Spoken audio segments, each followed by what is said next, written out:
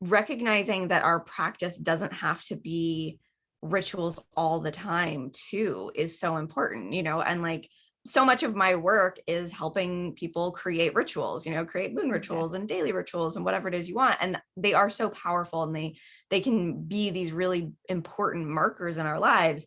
And also, that's not the only way to have a spiritual practice, especially I was just having a conversation with a client recently that, they had a really busy summer ahead of them with really great stuff, travel and family and, theme park activities and like fun things, really good, fun things they were excited about. And they were like, so sad that they weren't going to have time for their practice at the same time.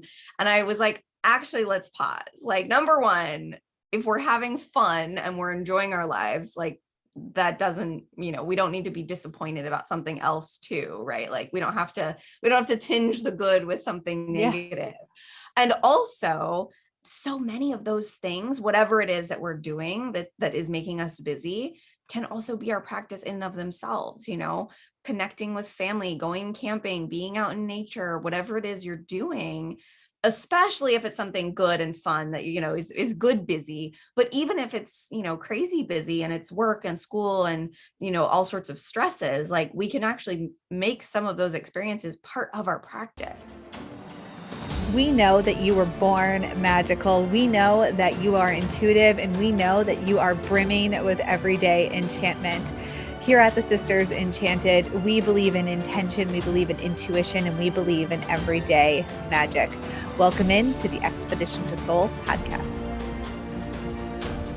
Think about what life would look like if you had the foundation to do the shadow work, understand where you're holding yourself back, and the confidence to bring some everyday magic elements into your life, follow your intuition, and know exactly the steps forward for you.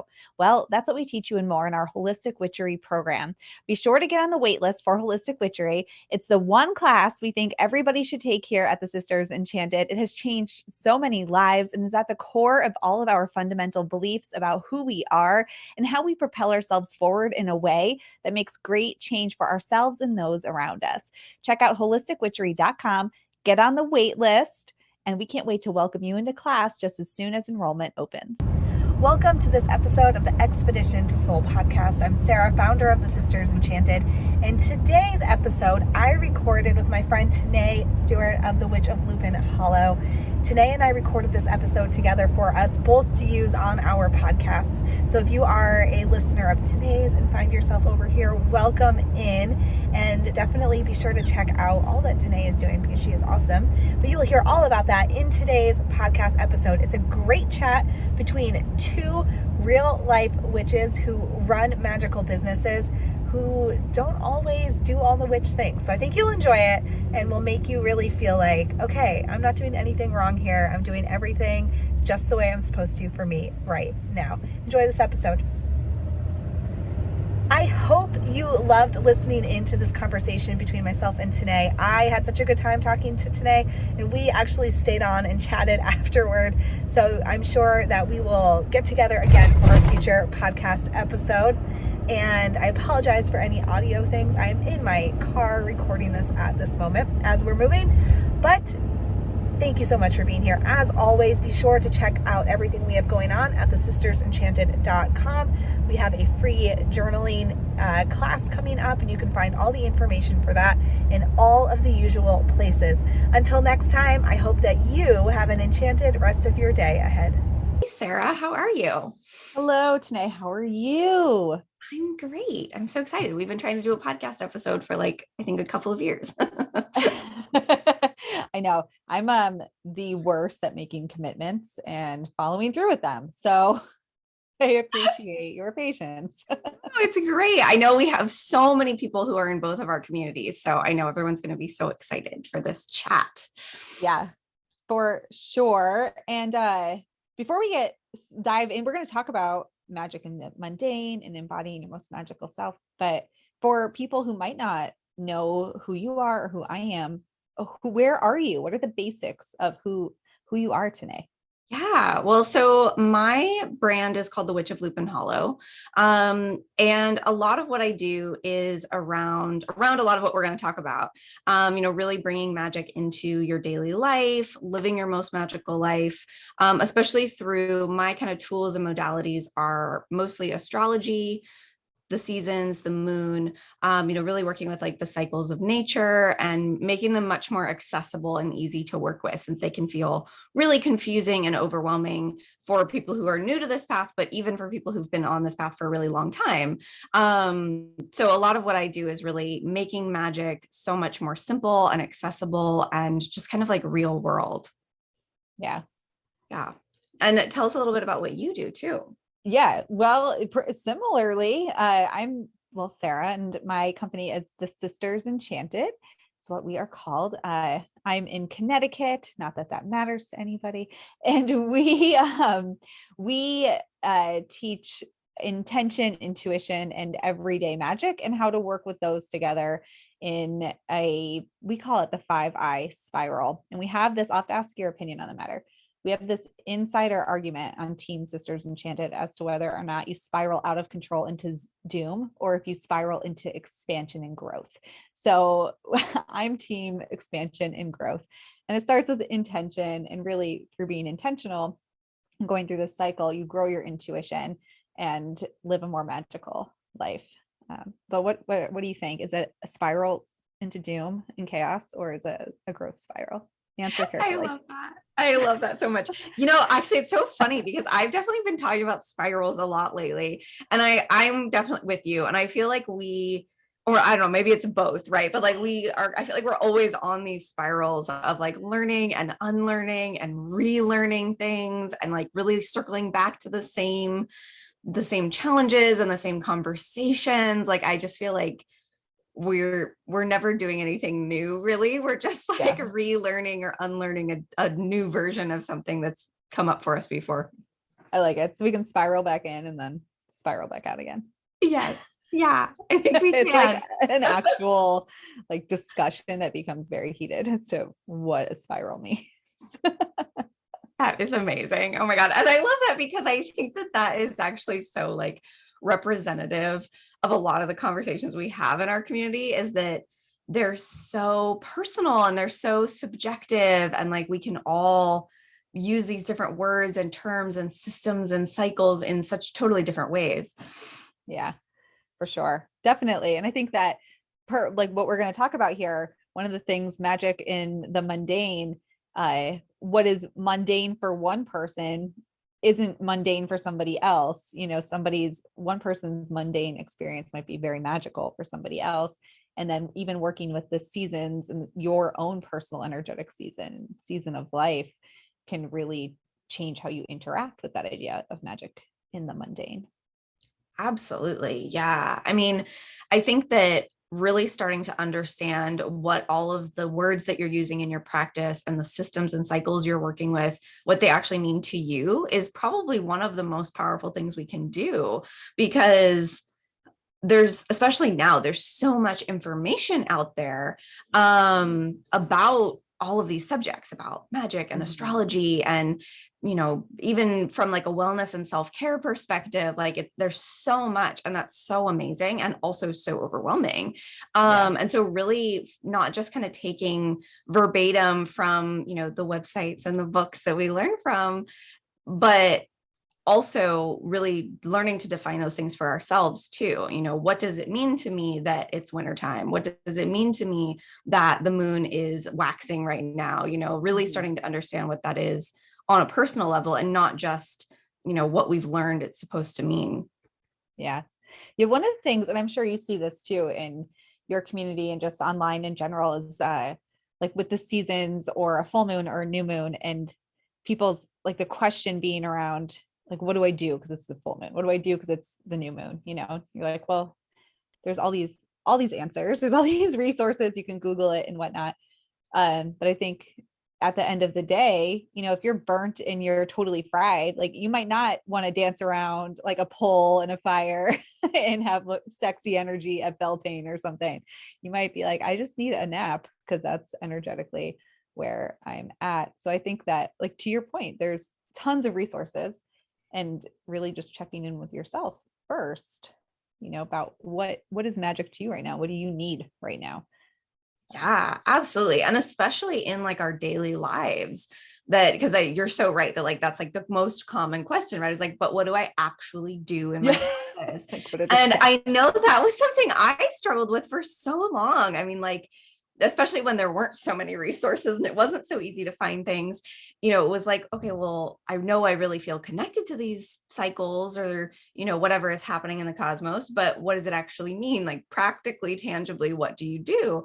And I think that kind of the flip side, maybe the dark side of having so much information available to us is that we think we have to go outside of ourselves to find it. That, oh, if I Google it, I'll find it. And Yeah. you might find some great ideas and some great inspiration, but really turning to you first to be like, okay, in my real life right now, it's a full moon, but it's also a Tuesday. What am I actually going to have time for? What is actually going to feel good right now? Yeah. Yeah. I can speak to this certainly from just a day-to-day perspective of being a business owner. I'm a homeschool mom. Like these things that they take a lot of my life, and it would be just untrue to say that at every new moon and every full moon that I was like, oh yeah, let's get out the crystals and the cards and do the things. Sometimes it's like, no, you know what? I'm going to sit this one out. I'm resting. And that, though, honoring yourself, I think opens you up to magic in the mundane. And I know, I see you all the time on Facebook. You're out there in festivals and writing books and doing these awesome things. So I'm sure there's times for you too, where you're just like, oh, how did this happen? That it's, this point in the wheel of a lunar cycle or the wheel of the year or whatever. And here I am just kind of floating by a little. Yeah, completely. Oh my God. Yeah. No, it's so funny because I definitely go through these periods and some of it's somewhat predictable, certain times of the year or certain times of the month. But in general, like I try not to be too dogmatic with myself about it. Because I will, just like anyone else, feel so bad and you beat yourself up so much when you don't kind of live up to your own expectations. And recently, the last couple of months, I have been like really not doing my moon rituals very much. And it's funny, like I did do a small ritual for this last full moon that we just had. But I looked back, I have one, grimoire that I write all of my moon rituals in, and it had been like a good 6 weeks. So I had skipped like a new and a full moon in between.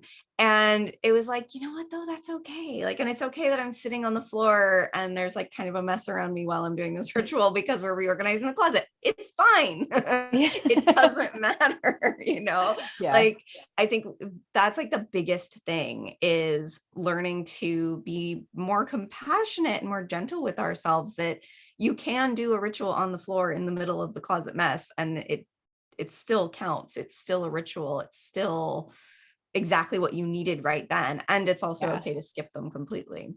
for sure. I think that's one thing that I hear from folks often is this like sort of like disappointment in themselves, like, oh, I couldn't do it. Or then frustration with life, like because of my busy work schedule or this thing got canceled. So I thought I'd have childcare and then I don't or whatever. And so I couldn't do it. And it's this like disappointment and frustration. And I think it's really important to one, have disappointment if you were looking forward to something, honor that. And also it doesn't make you like less spiritual or less witchy or less connected to anything. It's, we're these people trying to do this beautiful practice of being connected to our power and ourselves here on this earth while living in the chaos that is modern society. So I think we all get extra gold stars just for like taking the breath and saying, I am going to be more present. I'm going to pay attention to energetic cycles and create consciously and with my inner power. And I think, just remembering that rather than feeling the like defeat, I didn't do it again, I'm not good enough. That's hard though, because we're also given those messages all the time that we're not good enough and need to do something else. Totally, completely. I mean, I Yeah. think that Oh, yes. Everything so much. I definitely feel like recognizing that our practice doesn't have to be rituals all the time too is so important, and like so much of my work is helping people create rituals, create moon Yeah. rituals and daily rituals and whatever it is you want. And they are so powerful, and they can be these really important markers in our lives. And also, that's not the only way to have a spiritual practice, especially I was just having a conversation with a client recently that, they had a really busy summer ahead of them with really great stuff, travel and family and, theme park activities and like fun things, really good, fun things they were excited about. And they were like so sad that they weren't going to have time for their practice at the same time. And I was like, actually, let's pause. Like, number one, if we're having fun and we're enjoying our lives, like that doesn't, we don't need to be disappointed about something else too, right? Like we don't have to tinge the good with something negative. And also, so many of those things, whatever it is that we're doing that is making us busy, can also be our practice in and of themselves, connecting with family, going camping, being out in nature, whatever it is you're doing, especially if it's something good and fun that, is good busy. But even if it's, crazy busy and it's work and school and, all sorts of stresses, like we can actually make some of those experiences part of our practice, Mhm. Yeah. Yeah. I love that idea. We'll see people will say, or there's, memes and whatever about your body being like an altar, and treat it well and whatever. And I think if you look at that in a way, your life is an expansion of that. So it doesn't always finding magic in the mundane and embodying magic. It doesn't have to be setting up the things and, like this like 1 hour block of time. If you look at your desk at work as a creative abundance altar, and your refrigerator is your altar to yourself and your health, like, and I think it's also just thinking differently than mundane muggle people. I'm married to a mundane muggle person, so I feel like I can say that. It's a different way of thinking when you do see the beauty in the trees and you see the laughter of families and kids at an amusement park, and you're like, way to raise that energetic power that we're all experiencing right now, with that laughter, keep on laughing. And I think, yeah, it's everywhere. I think it just really comes from you. Yeah, absolutely. It comes so much from our perspective and from like our desire to be connected, like really finding whatever that emotion is that you're in, right? If it's travel and fun summer activities, finding the joy and really tapping into that. And if it's, I have this horrible commute and this really crazy work schedule and I'm so stressed out, like also acknowledging that, allowing that to be shadow work, allowing that to be present, and that really is what you're experiencing right now, and that your awareness of it and your ability to shift it maybe, or at least your ability to acknowledge and notice that you have the ability to change it at some point, even if it feels out of control right now. Like all of that is your practice. Like our awareness of ourselves is our practice. Yes, for sure. For sure. And I think that's so true with what you said about shadow work. Also, this is not what we're here to discuss, but that's another question we get is like, give me the steps. I want the like 1 through 5. How am I doing this shadow work? We're like, it's not really like that. It's in the moment. And just what you just said, like changing that perspective and what's actually happening here and being present, which all comes just from that inner work, and changing the way you think about things. Yeah, so much. And I think so much of like being a witch is really about that like, number one, being present with the feelings that are uncomfortable or are not easy. And also knowing that we have the power to shift them, knowing that we get to decide how we feel in any given moment. And we get to change that if we want to. And we also get to be present with it. We don't have to, just flip the switch and be happy, positive, and aware of what we're actually experiencing. Yeah, for So sure. good. And then And this just goes back to what we were talking about before, that if you are really like frustrated and upset, that's okay. Also, just be like, this really sucks. And I'm just going to wallow in the suckiness. And then when I'm done, I will move on. That's Yes. okay. And I too. think that is such an important part of shadow work and of magic sometimes, is like really acknowledging this is where I'm at and it's fine and it doesn't matter. I don't have to be anything different than what I am right now. I have the power to transform. I have the ability to shift my reality. And also I can wallow and eat ice cream because I'm bummed out about something. Yeah. um, that is a good, can I ask, I'm going to ask you this question. I hope it's okay, but what is something that you do like in your daily life that you would say is something that stands out as your like daily magical, like little thing that you just never, you always do? Or what is like that moment that feels like your daily, like you're embodying magic on the day to day? Yeah.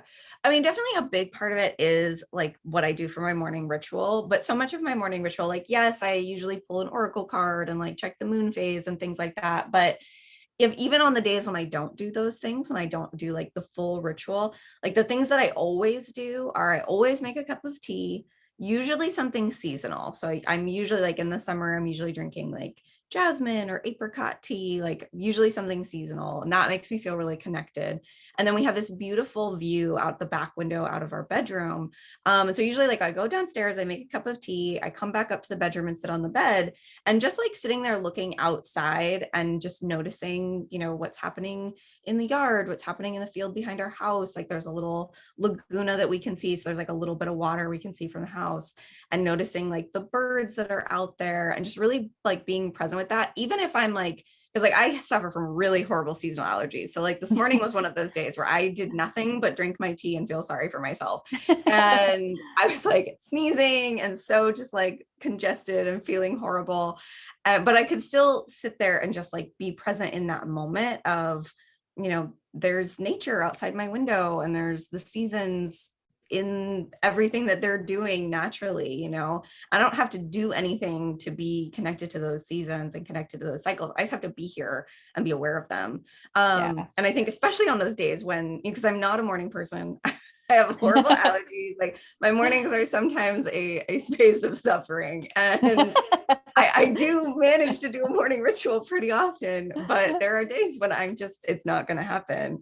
And really learning to be with that and be okay with that has been such a process of shadow work for me, to be like, Yeah. I am not a morning person. And sometimes I need a while to like get going and be able to, go about my day and feel fine, normal the rest of the day. And yeah, just really being present and, just drinking the tea, looking out the window, like that can be the ritual. Yeah. Yeah. I love that. Yeah. What about you? Yeah. So I was like, after I asked the question, I was like, oh, I got to answer this myself, I bet. uh, Why did I ask that question? No. So I think that there's a few small things that because my life can look very different day to day. So I have 2 kids, they're 5 and 7. And obviously, like I work full time here at the Sisters Enchanted, and we do a lot of traveling around, like the eastern part of the US. We have a big RV, or we spend like a month in Florida in the winter, and we're just always bopping around. So our life is very different day to day.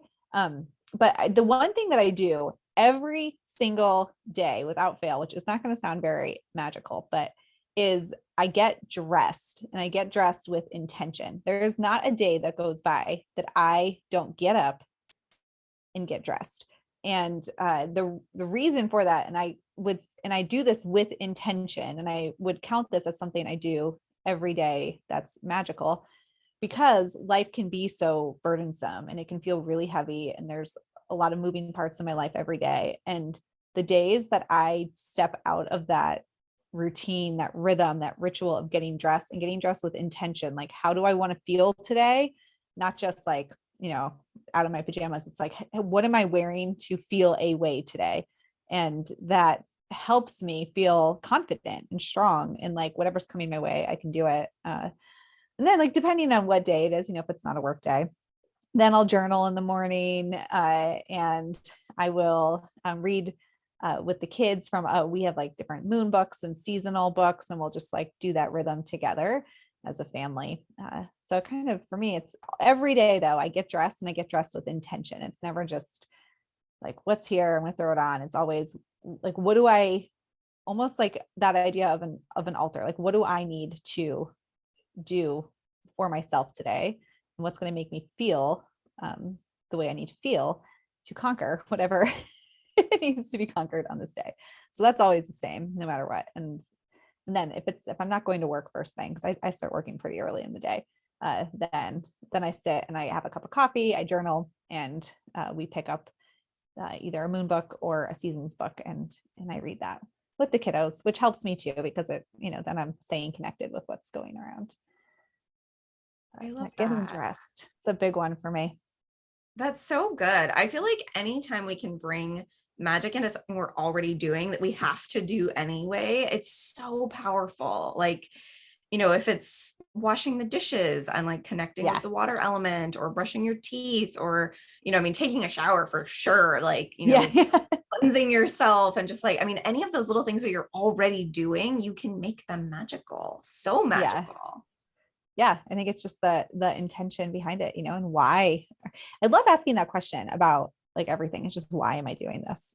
What is because I think that we, as like the idea behind being a witch, or this idea that we have this power, to create the life around us, or the energy, or what we're experiencing, or impact it anyway, in some level.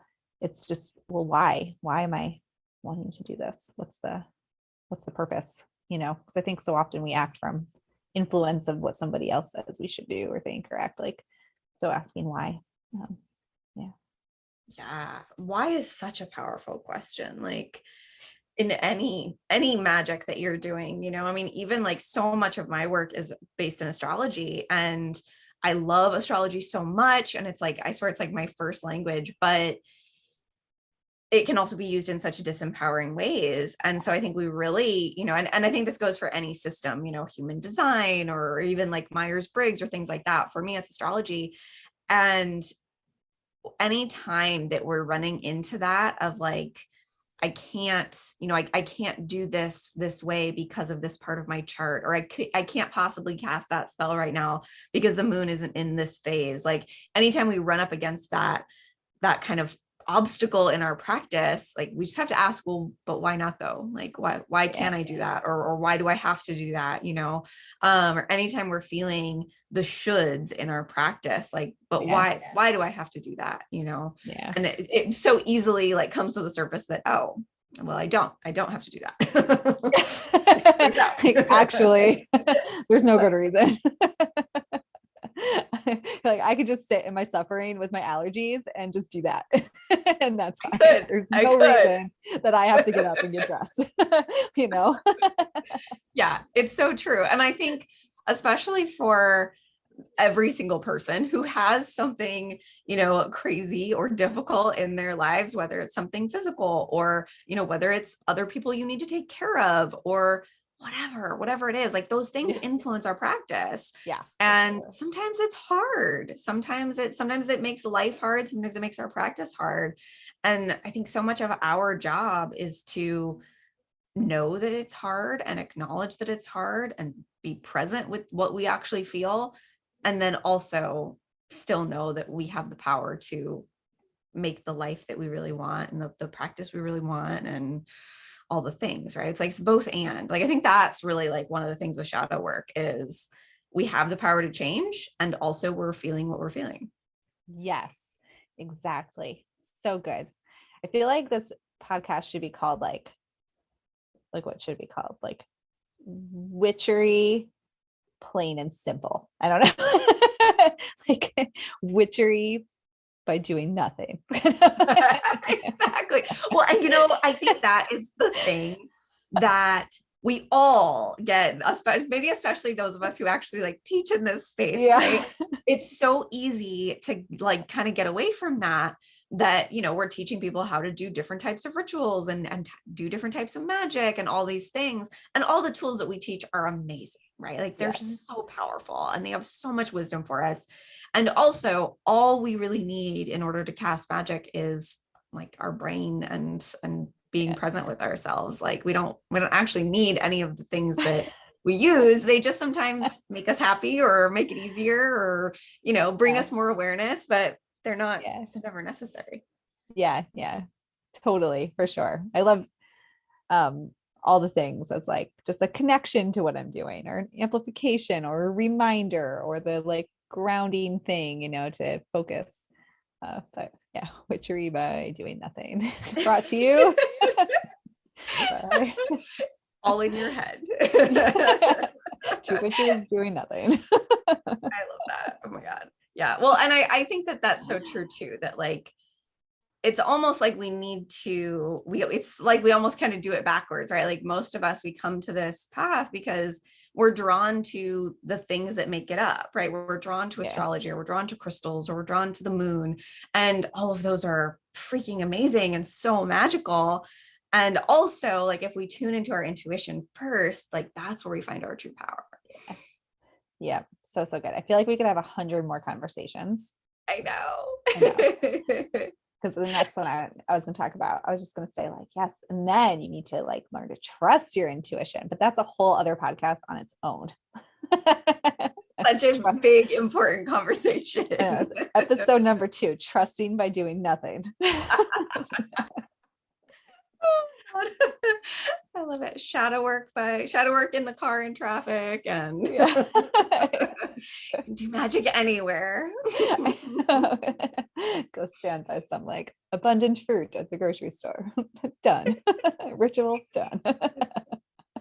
Oh my gosh, that would be a funny like comedy witch book, like funny things witches don't do but could do.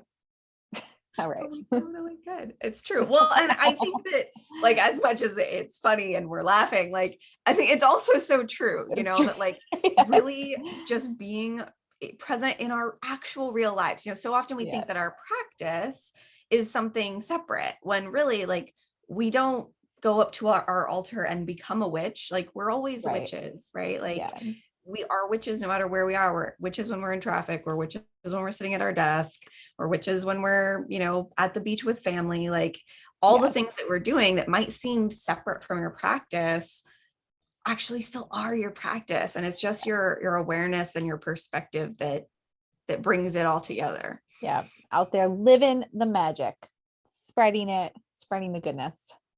Yes, exactly. Well, and how much of a better world would it be if we were all so present with our power and our magic, just like out there in our real daily lives? I know, right? And every time somebody else was like going off the chain and they would just know to do shadow work, and you're not sitting there thinking like, you need some shadow work. They just did it. How glorious would that be? That would be amazing. Tenae, your website is I don't want to say it wrong. So my website is just witchoflupinehollow.com. There's no that on it. I was going to say that. And then I was like, I don't know if that's actually there. It's my ridiculously long URL that I created when, you know, I didn't know this was going to be my full-time life and work. So we make business choices when we don't know that we're going to be in business yet. I hear that. But it's witchoflupinehollow.com. And tons of resources about all of this kind of thing. I have a free masterclass on there about working with the moon in your real daily life, even when you have no time. So really, really similar to the kinds of things we're talking about here, but specific to the moon phases. So lots of that kind of thing. This is what I love. This is what I do all the time. So, and you have, I know, lots of resources too. I do. And I do have which a lot of people leave it off in my case, but we are the Sisters Enchanted.com. It doesn't matter which way you go, somehow. And there are, we got some cool tarot resources and a moon journal resource that's probably a great complement to yours. It's journal prompts through all the moon phases, and really to help you ground in some of that shadow work and intentional thought while making magic. So you can find that at the Sisters Enchanted.com. Oh my God. I love it. That sounds amazing. Yeah, definitely go and grab both of those. You'll get different witchy perspectives on the moon. I know. Yeah. And then you can spend the next new moon or full moon, like really get in witchy with it, with all the things. Yes. You'll have everything you need. Yes, for sure. Awesome. I love it. Well, thank you so much. This was so much fun. We definitely have to do it again at some point. Yeah, for sure. And thank you. And yeah, thanks everyone for listening. Yeah, thanks for listening. I hope you loved listening into this conversation between myself and Tenae. I had such a good time talking to Tenae, and we actually stayed on and chatted afterward. So I'm sure that we will get together again for our future podcast episode. And I apologize for any audio things. I'm in my car recording this at this moment as we're moving, but thank you so much for being here. As always, be sure to check out everything we have going on at thesistersenchanted.com. We have a free journaling class coming up, and you can find all the information for that in all of the usual places. Until next time, I hope that you have an enchanted rest of your day ahead. If you liked this episode of the Expedition to Soul podcast, please rate, review, subscribe. If you're listening on Apple Podcasts, it will really help us spread everyday magic, intention, and intuition to the masses, and helps us so much as a small business. Be sure to hit that subscribe button on your favorite podcasting platform so you never miss an episode. There are new episodes every Tuesday and astro forecasts for the week ahead every Friday. If there's any topics you'd want to hear, anything you want us to dive deeper into, shoot us an email at magic@thesistersenchanted.com. And as always, thank you so much for listening and being part of the community here at the Sisters Enchanted. And we'll see you in the next episode.